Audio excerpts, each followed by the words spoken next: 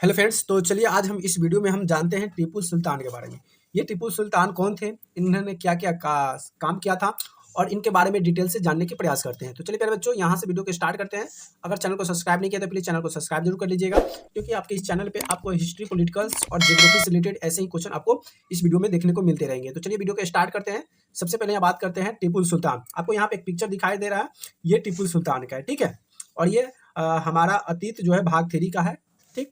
अब यहाँ से हमको पढ़ना है टीपू सुल्तान शेर ए मैसूर, ये क्या थे, कैसे थे और इनके बारे में डिटेल से जानते हैं। जब कंपनी को अपने राजनीतिक और आर्थिक हितों पर खतरा दिखाई दिया तो कंपनी ने प्रत्यक्ष सैनिक टकराव का रास्ता भी अपनाया। दक्षिण भारतीय राज्य मैसूर के उदाहरण से यह बात समझाई जा सकती है।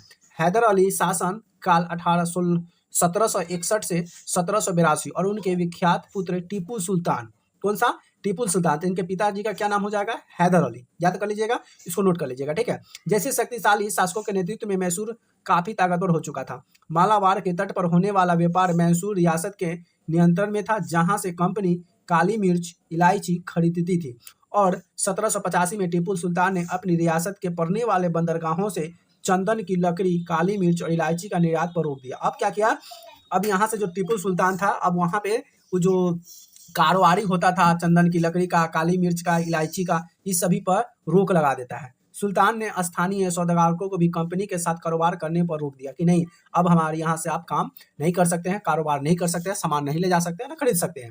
टीपू सुल्तान ने भारत में रहने वाले फ्रांसीसी व्यापारियों को घनिष्ठ संबंध विकसित किए और उनकी मदद से अपनी सेवा का आधुनिकीकरण किया। फिर क्या करता है कि वहाँ के जो सैनिक होते हैं फ्रांस के, उनके साथ ये मिल जाते हैं और वहाँ से अपना रिश्ता बनाकर खूब व्यापारी करना शुरू कर देते हैं।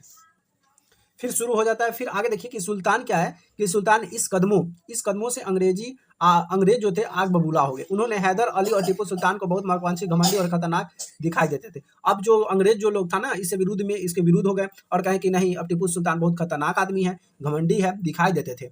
अंग्रेजों को लगता था कि ऐसे राजाओं को नियंत्रण करना और कुचलना जरूरी है। अब अंग्रेज जो था कहा कि नहीं, अब ऐसे ऐसे जो शासन करने वाले आ रहे हैं, अब इसको कुचलना पड़ेगा। कुचलना का मतलब क्या होता है, इसको मारकर अपने रास्ते से हटाना पड़ेगा। फलस्वरूप मैसूर के राजा अंग्रेजी के 4 बार जंग हुए। 4 बार का खूब युद्ध होता है, भीषण युद्ध। कब कब होता है, एक होता है 1767 से 1789 ईस्वी में होता है, फिर उसके बाद 1770 से 1784 में होता है, फिर 1790 से 1792 और 99 तक ये युद्ध 4 बार लड़ा जाता है। श्रीरंगपट्टनम की आखिरी जंग में कंपनी ने सफलता मिली। अपनी राजधानी की रक्षा करते हुए टीपू सुल्तान मारे गए। मैसूर के राजकर्ता पुराने विडियार्स राजवंश के हाथ में सौंप दिया और इस तरह से हाथ में मैसूर की रहस्य की सफाती थोपी गई। अब थोड़ा सा ऊपर में कुछ विशेष चीज है, थोड़ा सा उसको हम थोड़ा सा कवर कर लेते हैं प्यारे बच्चों।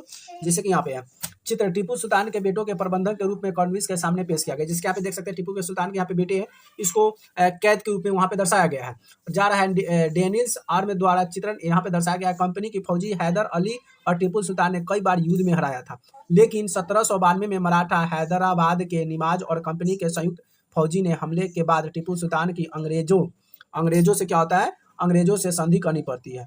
इस संधि के तहत उसे 2 बेटों को अंग्रेजी के बंधक के रूप में अपने पास रख लिया था। अंग्रेज ने क्या किया कि टीपू सुल्तान के जो 2 बेटे थे उनको बंधक बना के रख लेता है। ब्रिटिश चित्रकारों ने इस दृश्य को तस्वीर बनाने के में मजा आता था, जिससे अंग्रेजों को सत्ता की विजय दिखाई देती थी। अब ये सब चित्र जो है ये खींचा गया नहीं, उस समय तो फोटो नहीं हुआ करता था खींचने के लिए, तो उस समय क्या किया जाता था, उस समय चित्रकार जो था अच्छे चित्रकार देखकर हबरू चित्रकार ही बना देता था।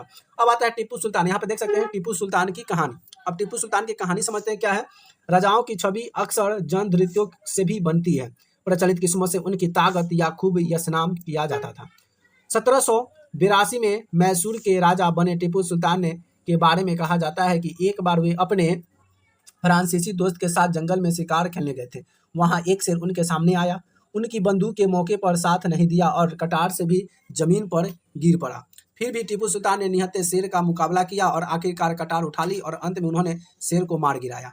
इसी के बाद उसे शेर ए मैसूर कहा जाने लगा। उनकी राजगद्दी और झंडे पर भी शेर की तस्वीर होती थी। अब आपको एक चीज समझ में आया है कि टीपू सुल्तान को शेर ए मैसूर क्यों कहा जाता है। तो प्यारे बच्चों देखिए, बहुत इंपॉर्टेंट क्वेश्चन है कि शेर ए सूरी क्यों कहा जाता है। तो इस लाइन को आप एक बार ठीक से पढ़ लीजिए, यहाँ से आपको यहाँ पे पता चल जाएगा कि मैसूर कहते हैं, ठीक। अब यहाँ पे टीपू सुल्तान की एक घोड़ा भी है। ये क्या है, खिलौना है। टीपू सुल्तान का खिलौना वाला शेर।